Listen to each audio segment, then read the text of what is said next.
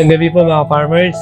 So, welcome po sa ating YouTube channel. And 2 weeks ago, nung mag-upload po tayo ng tungkol po sa rice farming. So, ngayon, hindi natin babaguhin na. Sige, diretso lang yung ano natin, yung farming po natin. So, kanina po bumili pa ako ng rice dito. So, kung binibili ay yung 8 kilos. So, tumingin ako ng galing sa Pilipinas na rice. Pero wala akong makita mga farmers. Puro galing po ng Thailand tsaka Vietnam. So, ang nabili ko yung jasmine na galing Thailand na bigas. So, nakakalungkot lang po wala po tayong export na bigas pala sa Pilipinas. So, yun. This time meron po nag-comment po sa akin tungkol po dun sa variety na maganda po ngayon, wet season. Kaani lang po ng mga palad dyan sa Pilipinas, pero nagtanong na siya ano yung pwedeng magandang itanim this coming wet season. So before po natin i-share po shoutout po sa mga farmers po dyan sa amin sa Puro 4 nagbubukid so hinahanap nila ako dyan sa Santiago, pero dito na ako mga farmers sa abroad, so naging mabansa tayo ulit. So this time pag-usapan po natin yung magandang mga variety. So itong mga babanggitin ko, ito po yung mga na-try po natin mga farmers. Nakita nyo naman po yung mga na-upload natin na video. So this time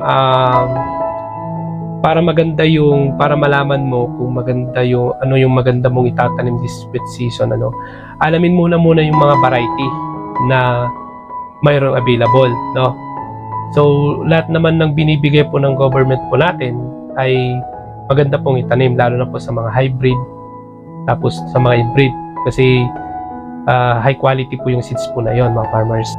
So mas maganda kasi mga farmers kapag alam mo yung variety po na itatanim mo. So ito yung mga tinanim natin nagbukid pa ako na yan sa Pilipinas. So ito na-try ko tong Longpin 2096 na hybrid na binibigay po ng government pa ito po ay may NSIC RC na 404 hybrid rice, at kilala din ito sa Mestizo 66 na variety, at ang average yield nito kapag po ay tinatanim ay 5.9 tons per hectares. Ang maximum yield naman nito ay 10.4 tons per hectares po, malakas po man itong Longpin 2096.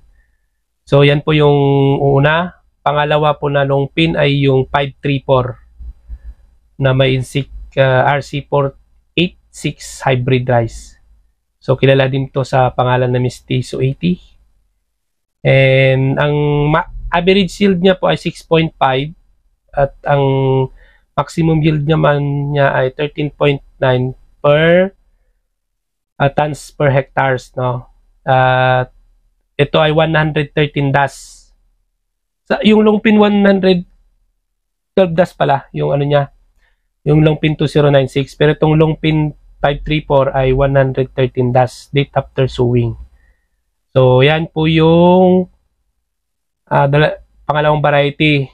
Ang pangatlo ay ito madalas po mga farmers, RC322. So yan ang nito, transplanting niya ay ang average yield po niya ay 6.1 to 10 tons per hectares. At ito po ay pag transplanting 114 days. That's that date after sowing. Tapos pag direct naman, kasi lagi itong inaano namin to sa Pilipinas, 322. Pero yung variety kasi po namin hindi binibili. Kumbaga yung naitanim na una, yung pangalawa, yun na naman, ganoon lang mga farmers. So ang direct seeding po nito ay ang average yield po na 5.7 at may 7.9 siya na maximum yield niya per tons per hectares, at mayroon po siyang 106 days DAS, date after sowing, pag direct. Pag naman transplanting, 114 DAS, o mas matagal pa, no, kasi lipat tanim nga yun. Pero ito hindi pa namin sa transplanting puro direct seeding. So yung pang-apat na babanggitin ko ay itong SL8H, no, na variety ng palay. So ito kilala po sa sa Mestizo 6 pangalan, at may maximum yield, average yield po nito 5.9 tons per hectares, at mayroon din po siya maximum yield na 8.7 tons per hectares. So upon planting ito, 113 DAS, date after sowing. So dito wala siya nakalagay na direct seeding. So ito siguro transplanting, no, SL8. So may mga natanim pa kami ni SL20H. Yun. Pero ang pinakamaganda talaga dito na nagamit namin po na kahit dry or wet season ay Longpin 2096 tsaka SL8. Yan po yung maganda pong variety po kahit wet season o dry season.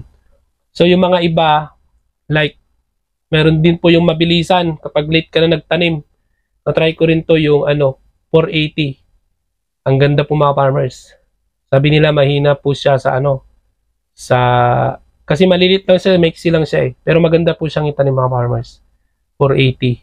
So pang mabilisan yon, I think nasa 100 days lang yon, yung 480 or mas mababa pa.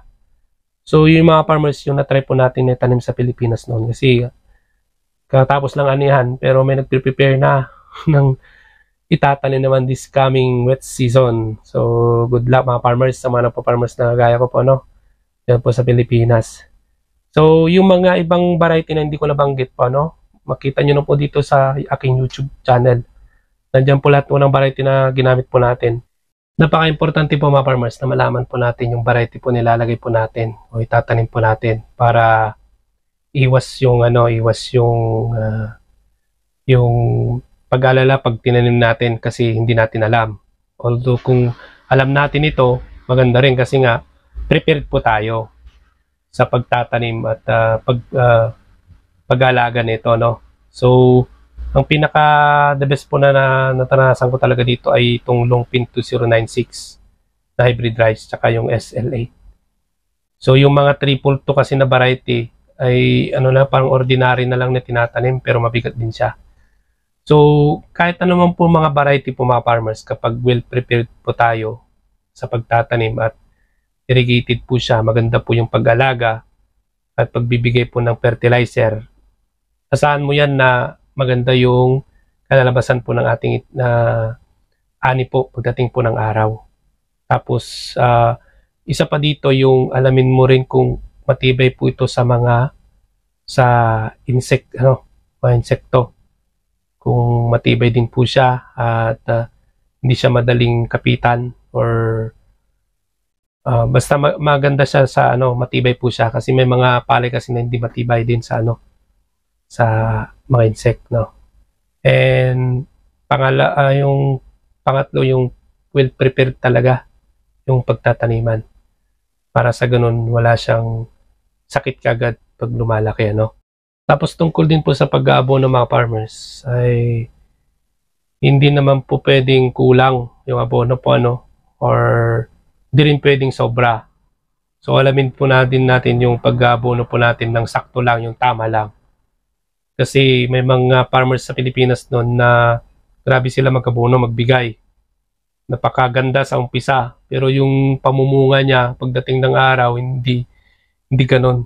Ganda tignan siya pero hindi ganoon kaganda. So yung mga nakita ko nung time na nagpapalay po tayo dyan sa mga farmers. So yun, maraming salamat po sa lahat po ng mga subscriber po natin. Ayan, kung may malalaman po kayo, pwede nyo pong i-share po dito para mabasa po nila mga farmers. So hanggang sa muli po, hanggang dito na po yung vlog po natin. Hanggang sa sunod po ng vlog po natin mga farmers. So palay pa rin tayo, hindi na tayo alis sa algorithm natin na farming.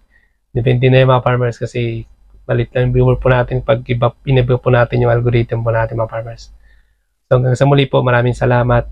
Bye-bye.